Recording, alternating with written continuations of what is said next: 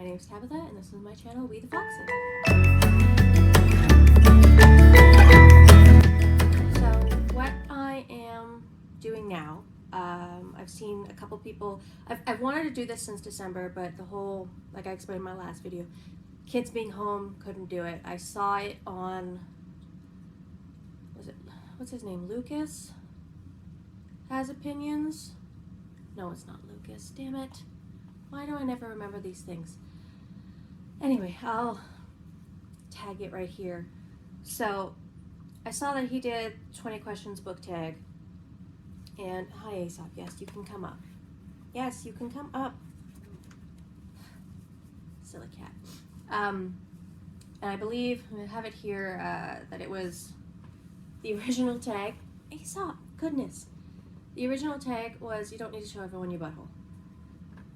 Was by My Bookish Bliss, I believe. So I'll just link it to the bottom in the comments or in the tag section. I'm really butchering this section of it. Anyway, so let's just get to the questions. Aesop, can you, really? You want to be on YouTube that bad? Can you just sit down? Cat? Seriously? Okay, so questions. How many books are too many in a series? That is a hard question to answer because sometimes it's 3 is enough, sometimes 9 is enough. I know there are series that, itchy. I know that there are series that go on forever and ever, like Wheel of Time, that has, what, like 15 books? And often there are people that say that there are just filler books. I haven't read it. Don't know if I ever will. But there are people, especially on BookTube, that I've seen that say that there are too many, like 3 at the most that I've seen, that are just filler, and they're kind of a slog to get through. But then there's things like Redwall. Redwall, I think, has like 22 books, and it explores the entire world. There's Discworld, which has, what, like over 40 books or something like that? And like Xanth series by Piers Anthony, that they explore different areas of the world. It's not always the same characters you're following. If it's always the same characters you're following, yeah, it's gonna seem like there's just too many books and you could have cut it down a bit. But if you're exploring an entire world and there are series within series that you can explore different characters and different themes and different stories, then go for 100. I mean, manga can seriously go for 100 books, so why not? It all depends on the story. The short answer is it all depends on the story. Question 2, how do you feel about cliffhangers? So, cliffhangers aren't necessarily bad. They can be executed poorly, but they don't have to be bad, especially if you're going to another book.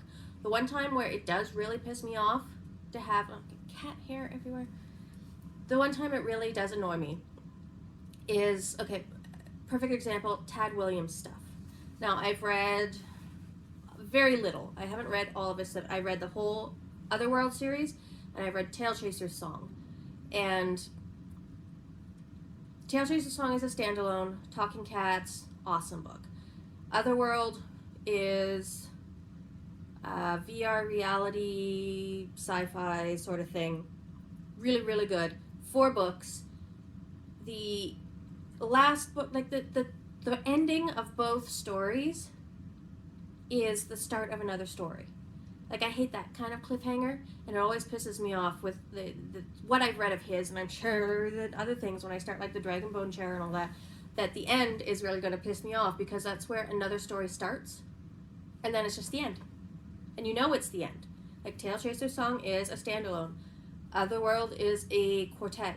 Like, it doesn't keep going, and yet the story is just picked up a new arc. That's when a cliffhanger is really annoying. So it's another It's another answer where it's like, it depends. And it's a really poopy answer. Question 3, hardbacks or paperbacks? I, as you can see, have a collection of both. When it comes to novels, I prefer paperback, mostly for transporting issues and storage issues, because they're smaller. You can't see it, but behind all of these books, there is at least another layer and a half of books stacked behind there. A lot of my, pocketbook paperbacks are in behind. And, that for transport and for organization, paperbacks all the way. However, if you have a really well-designed, really beautiful hardback, sure. I prefer small hardbacks. So like Wilder Girls was small, Dead Astronauts was small, and like the hardback is just beautiful. Like the inside the dust cover is beautiful, and the naked face is beautiful. It's just a beautiful hardback. Often the hardback, the slipcover will be a different design sometimes than the paperback edition, and it depends on if I like it or not. So there's always that too. It's another answer that is answered by it depends. I feel like that's going to be a theme. Question 4, easy one. Favorite book, Kushiel's Dart. You're going to hear that a lot. It was mentioned in my intro video, and I'm sure I will. You might get sick if you're a subscriber or you come around a lot. You might get sick of hearing about it, but it's like my favorite book. Hands down. Kushiel's Dart by Jacqueline Carey. Least favorite book, Ready Player One. Terrible, terrible book. I know that it has a rabid fandom. There's a lot of people who love it, but I mentioned it in my Books I Hated video not too long ago, and it's almost the author's porn fantasy sort of hero worship fantasy story. It's awful. You can like it if you want, but it's awful. Okay, number 6, love triangles, yes or no? No. They're boring. No. 7, the most recent book you just couldn't finish. This was in my November wrap-up video, and I was space tripping. Don't even remember the author. Gave it 50 pages. Like right from the get-go, I was like, oh, this is terrible. And I gave it 50 pages, and it didn't get better. And I explain why in my wrap-up, my review of it. It was unfortunate. 8, book you are currently reading. I am currently reading The House of Stairs. Picture here, The House of Stairs by William Sleater. It's from the 70s, I think 1974. Young adult, sci-fi, suspense, horror. It's 170 pages, so it's not that long. I'm very nearly finished it. Haven't had a lot of time to read in the last couple days, but because I've been trying to catch up on BookTube, but it's interesting. Some of the characters are kind of annoying. And it's the 70s, so it's a product of its time, and I'm not going to really get into a review of it right now because that's not the point of this video. Alright, where was I? I was at 8. So 9, the last book you recommended. I recommended Kushiel's Dart to my mom. I actually bought her a copy and gave it to her for her birthday last year? Yes. And it was really funny. You really want to give a smutty fantasy book to your mom. I remember at Thanksgiving because she had finally gotten around to reading it, because my mom reads like it's an Olympic sport, and so she reads like 8 books at a time, and she'll get through like 20 books in a week. I don't even know if that is hyperbole. That is quite probable. But at that point, Thanksgiving, she got around to actually reading it. She said she was almost done. She was like, yeah, kind of like it. And then when she finished it, she's just like, I think I want to read the next one. I really want to know what happens next. So that wasn't necessarily a glowing review, but I'll take it. Sure. Number 10, oldest book that you have read. I mean, there's the Iliad and the Odyssey. I mean, Homer, that's way back in the before times. Opposed to that, I don't know, the Bible, that's pretty damn old too. If we're talking actual, well, literature, I mean, ancient poetry is literature. William Shakespeare, that is, what, 1600s? More recent stuff. Great Gatsby, the 20s. I mean, that's all pretty old stuff. That's a wide range of elderly literature. Let's go with that. 11, the newest book you've read. So the newest, not the last book, but the newest book, the newestly published book, Prosper's Demon by K.J. Parker. Yeah, K.J. Parker. It's like a novella. Again, very short. I think it's just under 200 pages. It's like 190 or something like that, maybe. And it was cute. Okay, so it starts off, it's super cute. Demon hunter sort of thing. It's a fantasy world, and the main character makes a deal with a possessed person who's like this Leonardo type, and then the ending is just like, whoa, actually that, and you know when you read a book and you're like, oh, this is okay, it's okay, and then you get to the end and the ending makes the book awesome, then you're just like, wow, this is actually a great book. That's what Prosper's Demon did. It was actually really good once you get to the end and you can see the thing as a whole, and it's like you see all the parts while you're reading and you can't see the whole until the end, and that's what makes it great. Prosper's Demon. That one was 2019, 2020. It's the latest published book that I read. Number 12, favorite author. I don't have like a favorite. I have a couple favorites. Like there's Neil Gaiman, Jacqueline Carey, who does the Kushiel's Legacy series. I have a few of her other books that I really want to read that have had glowing reviews and whatnot. So there's that. Gregory Maguire, like Wicked, Son of a Witch, Confessions of an Ugly Stepdaughter, stuff like that. Okay, so and Jenny Lawson. Let's go with nonfiction. I mean, she just makes me laugh. I remember reading Furiously Happy on the bus, and just like trying, I was like snorting quietly, trying to hold in my laughter while reading this book, and I think people thought that I was crazy or contagious. I don't know, this was years ago, but still. Where were we? 12. So 13, buying books or borrowing books? Yes. That's the short answer. Yes. I love to buy books because I love to own books, and I love to display books, and I love to reorganize my books all the time.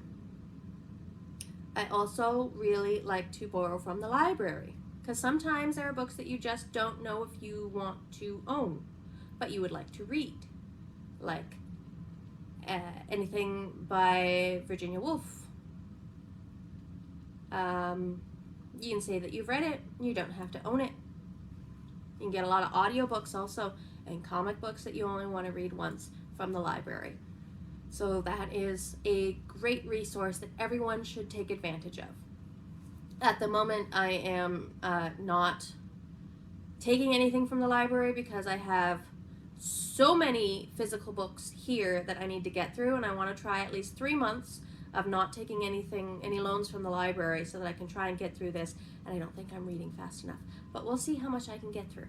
It would be really nice to get through my backlog of my TBR.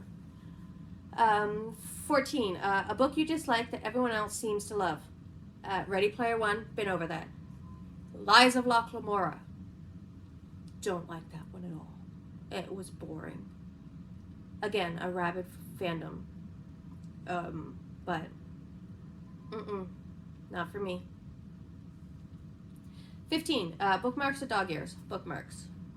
When I was a kid, right up until I think grade 9, so I was like 13, 14, I would collect bookmarks, but if I couldn't find my bookmarks that I was collecting, I would dog ear the books. I was an ignorant time, and I have since learned from my mistakes.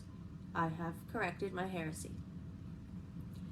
16. A book you can always reread. Cushiel's Legacy. So that's the Cushiel's Dart, Cushiel's Chosen, Cushiel's Avatar, Cushiel's Scion, Cushiel's Justice, Cushiel's Mercy. Those are 6. And then there's the 3 Nama books after that, so I can always reread those. I think I've reread all of the Cushiel books twice through, and I think I've read Cushiel's Dart maybe 5 times. I can always reread Wicked. I can always reread American Gods. Like, those are my comfort reads. You can read, or 17, can you read while listening to music? Most of the time. Riding on the subway, I do that all the time. Like, I'll always have something in my headphones, and then I'm reading. So, most of the time. Sometimes I need silence, but I think that has to do with other factors of the day where I just want to have some silence instead of some extra noise. 18, one POV or multiple POVs. Again, it depends on the writing. There are sometimes where it's well executed, you can have multiple POVs, and other times it gets lost and messy, and you have no idea what's going on. And sometimes one POV is just not enough. It's another it depends answer. 19, almost there. Do you read a book in one sitting? If it's short and if I have time. There. 20, we're at the end. Okay, so who do you want to tag? I want to tag 3 people. My friend Casey over at Case Can Probably Read. She's really funny. And, you know, it'll be really fun to see what her answers are for this. The lovely Scottish lass over at, does a terrible accent, at Literary Diversions. I just love listening to her talk. I mean, yeah. And then, I don't think I can do 3. Let's do 3 this way. And then the BookTube Goddess, because I would love to be blessed by her. Okay.